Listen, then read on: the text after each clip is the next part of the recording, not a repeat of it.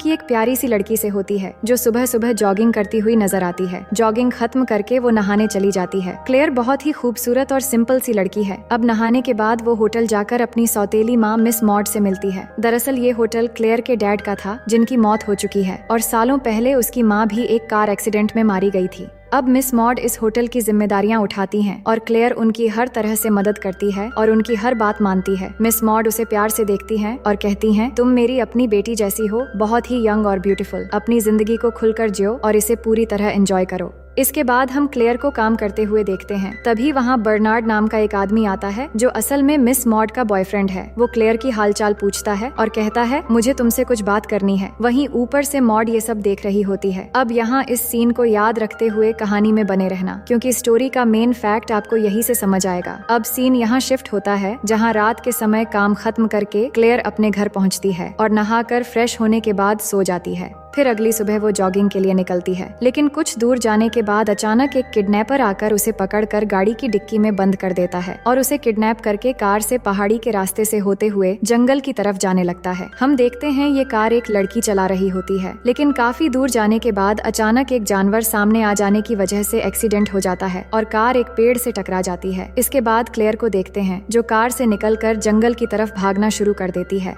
लेकिन कुछ दूर भागने के बाद वो थककर इधर उधर देखने लगती है। तभी वो किडनैपर लड़की भी वहाँ आ जाती है और उस पर गन पॉइंट करके कहती है, तुम बहुत खूबसूरत हो और यही तुम्हारी गलती है। ये कहते ही एक गोली की आवाज सुनाई देती है और सीन यहाँ से शिफ्ट हो जाता है। इसके बाद हम क्लेयर को देखते हैं जो एक कमरे में सो रही होती है। उसकी आंख खुलती है तो देखती है कि उसने कपड़े नहीं पहने हैं। तभी रिचर्ड नाम का एक लड़का उसके लिए खाना लेकर आता है तो क्लेयर उससे अपने कपड़ों के बारे में पूछती है, जिस पर रिचर्ड कहता है, कपड़े मशीन में धोने के लिए डाले हैं क्योंकि तुम काफी ज्यादा भीग चुकी थी और तुम बीमार न पड़ जाओ, इसलिए तुम्हारे कपड़े निकालने पड़े। फिर क्लेयर पूछती है, उस लड़की का क्या हुआ जिसने मुझे किडनैप किया था? तो वो कहता है, मैं जंगल में शिकार करने गया था, लेकिन बदले में एक औरत को मारना पड़ा क्योंकि वो तुम पर गोली चलाने वाली थी और अब तुम्हारी वजह से मैं मुसीबत में पड़ गया। फिर वो क्लेयर से पूछता है, किस लिए वो औरत तुम्हें मारने वाली थी? तो वो कहती है, मैं नहीं जानती कि वो औरत कौन थी और क्यों मुझे किडनैप किया, इसलिए मैं अब पुलिस के पास जाऊंगी। पर रिचर्ड कहता है, पुलिस कुछ नहीं करेगी। फिर क्लेयर को पहनने के लिए एक शर्ट देकर रिचर्ड वहाँ से चला जाता है। इसके बाद क्लेयर नीचे जाती है और वहाँ के फोन से अपनी सौतेली माँ को कॉल करने की कोशिश करती है। तभी वहाँ विंसेंट नाम का एक आदमी आकर अपना इनहेलर ढूंढने लगता है और कहता है, मैं इनहेलर के बिना नहीं रह सकता, मुझे अस्थमा है। फिर वो क्लेयर से पूछता है, तुम कौन हो और यहाँ क्या कर रही हो?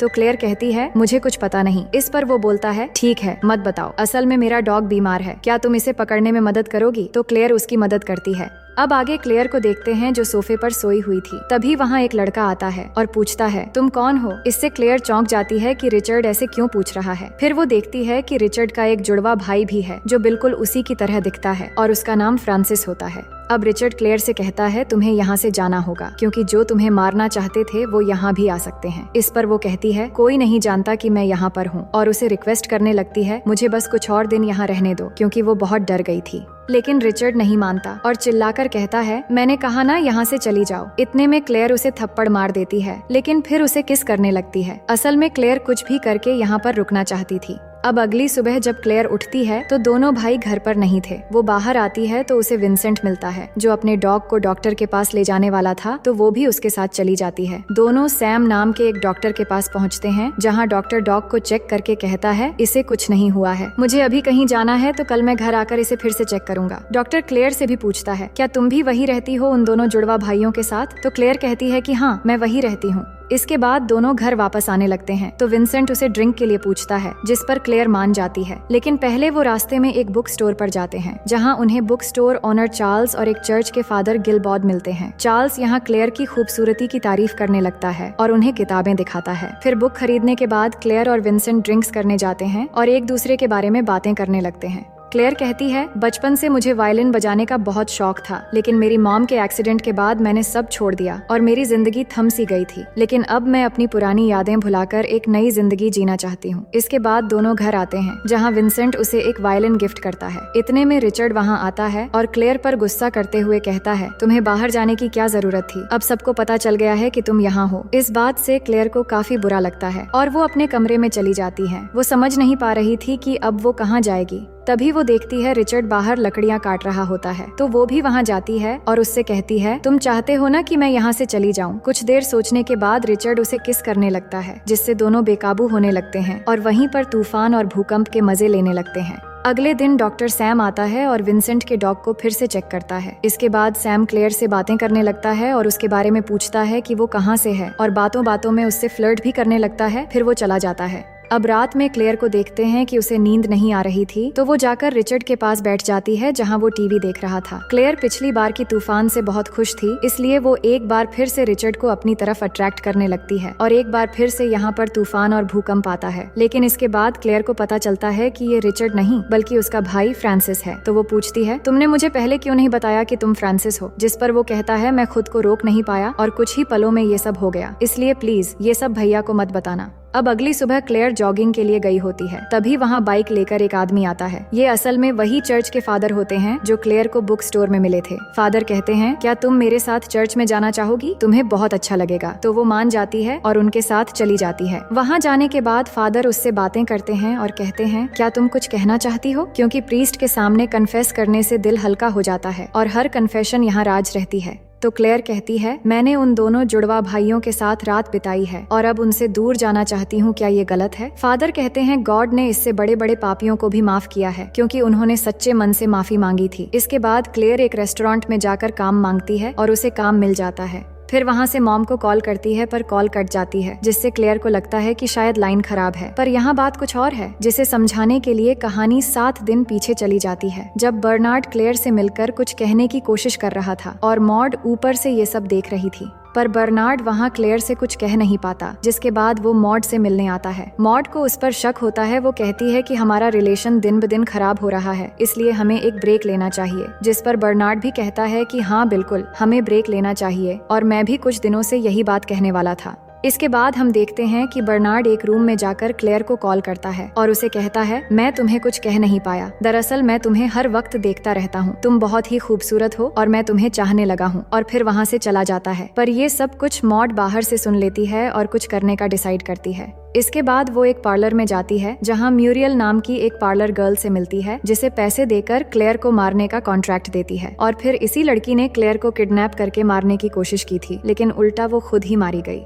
अब कहानी प्रेजेंट में आती है जब मॉड अपने बॉयफ्रेंड बर्नार्ड के साथ बैठी हुई थी और वो क्लेयर के बारे में बातें कर रहे थे कि वो कुछ दिनों से होटल नहीं आ रही है, शायद वो बीमार है। और इसी बीच क्लेयर ने उसे कॉल किया था, पर उसने बात न करके कॉल काट दिया। असल में क्लेयर की खूबसूरती की वजह से मॉड का रिलेशनशिप खराब हो रहा था, इसलिए उसने क्लेयर को मरवा देने का फैसला किया था। वहीं अब क्लेयर रेस्टोरेंट में काम करना शुरू कर चुकी थी और वहाँ काफी लोगों से उसकी जान पहचान भी बढ़ गई थी। अब रेस्टोरेंट में वही बुक स्टोर ओनर चार्ल्स अपने बेटे क्लीमेंट के साथ होता है और क्लेयर से कहता है, ये मेरा बेटा है जो कराटे सिखाता है और ये बहुत ही अच्छा लड़का है। अब यहाँ पर डॉक्टर सैम भी होता है, तो क्लेयर उससे बातें करने लगती है। सैम कहता है कि मैंने एक सपना देखा जिसमें हम दोनों एक साथ थे। दरअसल सैम उसे मन ही मन पसंद करने लगा था और उसे इम्प्रेस करने की कोशिश कर रहा था। इसके बाद सैम उसे क्लब में जाने के लिए इन्वाइट करता है, तो क्लेयर भी जाने के लिए मान जाती है। अब आगे हम दोनों को क्लब में डांस करते हुए देखते हैं, जिस दौरान एक आदमी आकर क्लेयर से बदतमीजी से बात करते हुए साथ चलने को कहता है, पर सैम गुस्से में उसे धक्का देकर दूर रहने के लिए कहता है। इससे वो आदमी गुस्सा होकर सैम को मारने वाला होता है। इतने में वहाँ क्लीमेंट आकर एक लात मारकर उस आदमी को नीचे गिरा देता है और फिर वहाँ से चला जाता है। इसके बाद सैम क्लेयर को कार से घर ड्रॉप करने जा रहा था। अब रास्ते में क्लेयर सैम की तारीफ करने लगती है, क्योंकि सैम ने उसके लिए एक आदमी से झगड़ा किया था। इसलिए वो उसे कहती है कि तुम एक बहुत अच्छा इंसान हो, जो सुनते ही सैम जंगल के बीच एक जगह गाड़ी रोक देता है। अब यहाँ पर क्लेयर सैम को अपनी तरफ एक बार फिर से अट्रैक्ट करने लगती है। अब दिन ब दिन क्लेयर तूफान की तरफ कुछ ज्यादा ही अट्रैक्ट होती जा रही थी। फिर क्या होना था, सैम खुद को रोक नहीं पाता और दोनों वहीं पे कार के अंदर तूफान और भूकंप के मजे लेने लगते हैं। उनकी आवाज सुनकर वहाँ पर बहुत सारे जंगली जानवर आकर उन्हें देखने लगते हैं। अब अगले दिन मॉड को देखते हैं, जो उसी रेस्टोरेंट के सामने पहुंच जाती है जहां क्लेयर काम करती है, क्योंकि उस कॉल के बाद उसे पता चल चुका था कि क्लेयर अभी भी जिंदा है। इसके बाद वो जाकर बुक स्टोर ओनर चार्ल्स से मिलती है और उससे पूछती है, क्या यहाँ पर कोई जगह है जहाँ मैं रुक सकती हूँ? तो चार्ल्स उसे चर्च का पता बताता है कि वहाँ बहुत सारे कमरे खाली हैं, आप वहाँ रुक सकती हैं। इसके बाद मॉड चर्च जाती है और फादर से मिलती है। वो उन्हें बताती है कि उसकी स्टेप डॉटर खो गई है और वो यहाँ पर उसे ढूंढने आई है। तो फादर के पूछने पर वो अपनी डॉटर का नाम क्लेयर बताती है, जिस पर फादर कहते हैं शायद मैं उसे जानता हूँ, आप चाहो तो उसे ढूंढने में आपकी मदद कर सकता हूँ। अब अगले दिन सुबह हम क्लेयर को जॉगिंग करते हुए देखते हैं। तभी वहाँ चार्ल्स का बेटा क्लेमेंट भी जॉगिंग करते हुए आता है। कुछ दूर साथ चलने के बाद क्लेमेंट अचानक दौड़ते हुए आकर क्लेयर को किस करने लगता है और गिर जाता है, फिर वहाँ से भाग भी जाता है। अब आगे क्लेयर चर्च जाकर फादर से मिलती है और उन्हें बताती है, मैं एक और शख्स के साथ इंटीमेट हुई हूँ, क्या मैं पापी हूँ? तो फादर कहते हैं कि हाँ, ये पाप तो है, पर लोग इससे भी बुरा काम करके घूमते हैं, पर तुम सबसे अलग हो और तुम्हें सही गलत सोचकर अपनी जिंदगी अच्छे से जीना चाहिए। इसके बाद फादर उसे मॉड से मिलवाते हैं, जिससे क्लेयर बहुत खुश होती है, पर वो अभी भी नहीं जानती थी कि उसकी सौतेली माँ ही उसे मरवाना चाहती थी। वो मॉड से पूछती है, आपने मुझे कैसे ढूंढा? तो वो कहती है, तुम्हारा फोन कट गया था, जिसके बाद मैं तुम्हारा नंबर ट्रेस करके यहाँ पर चली आई। इसके बाद मॉड कहती है, बहुत ढूंढने के बाद तुम मिल गई हो, अब वापस अपने घर चलो। पर क्लेयर नहीं मानती और कहती है, मैं यहाँ आकर जीना सीख गई हूँ, अब यहीं रहना चाहती हूँ। तो मॉड कहती है, ठीक है, मैं यहाँ कुछ दिन और रहूंगी और रविवार को हम पिकनिक पर जाएंगे और इसी बीच शायद तुम्हारा मन भी बदल जाएगा। अब आगे जब क्लेयर रेस्टोरेंट में होती है तो वहाँ चार्ल्स आता है और कहता है, मेरा तुमसे बात करना मेरे बेटे को गलत लगता है और वो मुझे जज करने लगा है। अब तुम ही बताओ, क्या मैंने कभी तुम्हारे साथ कोई बदतमीजी की है? तो क्लेयर कहती है, नहीं, वो गलत समझ रहा है, पर आप चिंता मत करो, मैं उससे मिलकर समझा दूंगी। इसके बाद क्लेयर जाकर क्लीमेंट से मिलती है। दरअसल क्लीमेंट एक शाई टाइप का लड़का होता है और यहाँ क्लेयर उसे समझाती है और एक किस करके वहाँ से चली जाती है। वहीं मॉड को देखते हैं जो एक एप्पल में पॉइजन इंजेक्ट करती है। फिर अगले दिन रविवार को क्लेयर को लेकर एक झरने के पास पिकनिक के लिए जाती है। यहाँ पर इनके अलावा कोई नहीं होता, दोनों बातें करते हैं और इसी बीच मॉड वही पॉइजन वाला एप्पल क्लेयर को देती है। लेकिन जब क्लेयर एप्पल खाने वाली होती है तभी वहाँ क्लेमेंट आ जाता है और बहाना करता है कि वो यहाँ फिशिंग करने आया था। तो क्लेयर उसे भी शामिल होने के लिए कहती है और उसे खाने के लिए वो एप्पल देती है, पर मॉड उसे रोक लेती है और कहती है, मुझे अच्छा नहीं लगता कोई आकर किसी का पिकनिक खराब करे। असल में क्लेयर को मारने का प्लान खराब हो रहा था। ये सुनकर क्लीमेंट वहाँ से चला जाता है, जिससे क्लेयर मॉड पर नाराज हो जाती है और पॉइजन वाला एप्पल रखकर वो भी यहाँ से चली जाती है। इसके बाद क्लेयर और क्लीमेंट को एक साथ नहाते हुए देखते हैं, जो बहुत मस्ती कर रहे होते हैं। अब जंगल में बारिश भी होने लगती है और वो एक दूसरे को किस करते हैं। इसके बाद क्लेयर क्लीमेंट के साथ भी तूफान के मजे लेने लगती है और ये सब मॉड दूर से देख रही होती है। अब मॉड अपने बॉयफ्रेंड बर्नार्ड को बताती है कि क्लेयर पूरी तरह बदल गई है और यहाँ एक लड़के के साथ उसका अफेयर भी है। अब रात में क्लेयर एक पार्टी में होती है और वो सभी दोस्तों के साथ वहाँ पर डांस कर रही होती है। इतने में मॉड भी उस पार्टी में पहुँचती है और देखती है कि क्लेयर सबके साथ डांस करते हुए बहुत एंजॉय कर रही है, पर अब भी वो उसे मारना चाहती थी, इसलिए ड्रिंक लेकर आती है और एक ग्लास में पॉइजन मिलाकर क्लेयर को देने के लिए ले जाने लगती है। तभी क्लेमेंट के धक्के से वो पॉइजन वाला ड्रिंक गिर जाता है, लेकिन मॉड फिर भी नहीं रुकती। वो दूसरा ड्रिंक लेकर क्लेयर के पास आती है और इस बार उसे ड्रिंक पिलाने में कामयाब हो जाती है। इसके बाद वो क्लेयर के साथ डांस करने लगती है और कुछ ही देर में क्लेयर को चक्कर आने लगते हैं। इसी मौके से मॉड क्लेयर को संभालने के बहाने बाहर ले आती है और वहाँ से निकलकर गाड़ी से पहाड़ी के रास्ते से होते हुए ले जाने लगती है। काफी दूर जाने के बाद मॉड क्लेयर से कहती है, तुमने मेरे इकलौते चाहने वाले को छीन लिया, इसकी सजा तुम्हें जरूर मिलेगी। ये कहकर मॉड चलती हुई कार का दरवाजा खोलकर क्लेयर को पहाड़ी के नीचे गिरा देती है। फिर वो कार रोककर देखती है कि क्लेयर मरी है या नहीं, और यहाँ हम भी क्लेयर को पहाड़ी के नीचे पड़े हुए देखते हैं। इसके बाद मॉड एक चर्च में जाती है और प्रेयर करने के लिए कैंडल जलाने लगती है। तभी उसके कपड़ों में आग लग जाती है, जिससे जलकर वहीं पर उसकी मौत हो जाती है। अब कहानी के आखिर में क्लेयर को हॉस्पिटल में दिखाया जाता है। वो होश में आती है और फादर के साथ उसकी सभी दोस्तों को अपने सामने देखती है। दरअसल उन्होंने क्लेयर को वहाँ से बचा लिया था। क्लेयर सबको देखकर एक प्यारी सी मुस्कान देती है और इसी के साथ कहानी यहीं